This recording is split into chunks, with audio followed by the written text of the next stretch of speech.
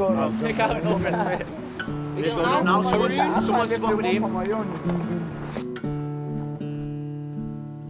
Kurt Hahn devised a curriculum to counter what he called the decays in young people, to build up the pride that the young had in themselves, wanting to do a good job, not so much for themselves, but for the community in which they lived. He said if we're here to develop young people to play their part in the world, they have to be balanced individuals. Body, mind and spirit must all be developed simultaneously and to the same degree. I thought, oh my gosh, what a perfect fit for the United States. So it was Colorado Academy and Phillips Academy at Andover were jointly working to establish the first outward bound school in the United States. I hired Tapley, a mountain man, 100 years after mountain men ceased to exist. He's kind of a guy, you could dump him out of an airplane over the North Pole without a stitch of clothing on, and he'd get out of there weighing 10 pounds more than he went in. 30 yards away, there was a pheasant, and he kind of reached in and pulled a knife out of his sheath and just threw it and nailed that pheasant to the tree. I've never seen anybody who could just do that. Emerson had his wonderful statement. He said that history is the length and shadow of man, and Outward Bound to an extent is the length and shadow of Tapley. This is a puffball mushroom. They're good to eat. The old-timers used to use them to clot blood. I was really impressed when Tap started doing things like taking his pipe and going over to the campfire, pulling a coal out with his fingers and rolling it around in his fingers to light his pipe. I wouldn't burn my fingers. Yeah, you got to roll that thing. If I'm going to go down 40 feet, I hyperventilate. You go. Now I got lots of air in my lungs, a lot of oxygen.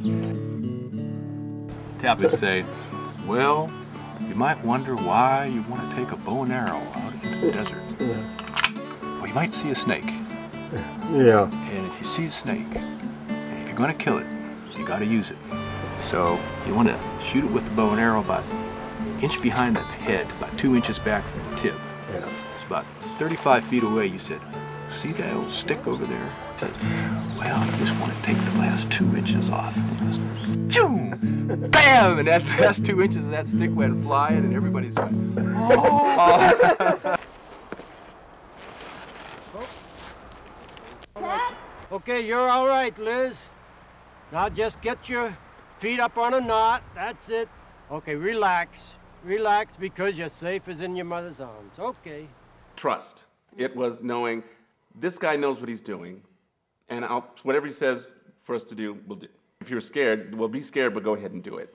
And then you're always amazed that, well, wow, I actually did something that I didn't know that I could do before.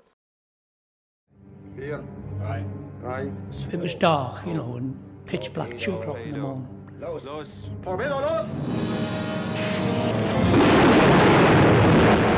We went from the starboard side, where our boat was all smashed up, to the port side. And so Jerry said, come on, we better jump.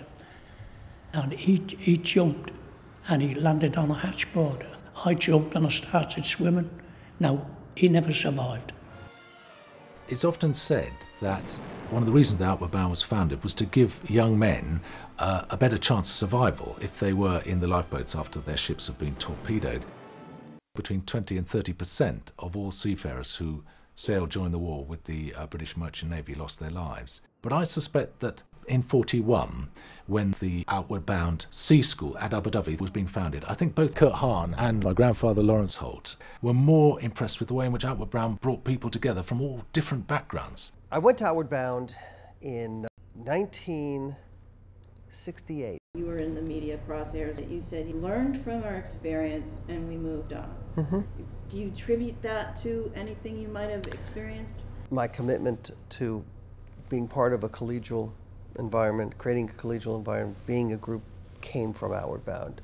My sense of sort of not giving up came from Outward Bound. Mom is a meth head and my dad's an alcoholic, so I ended up having to move out I didn't talk to my mom for 8 or 9 months. It's just really hard. It's just, my life has just been so hard.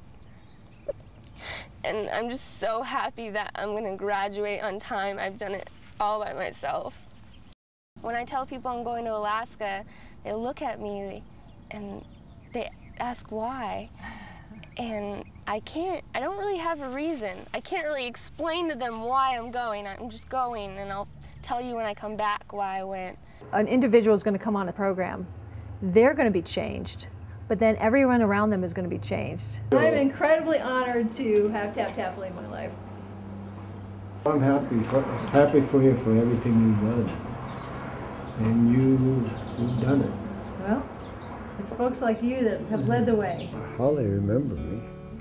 I don't care if they do, actually.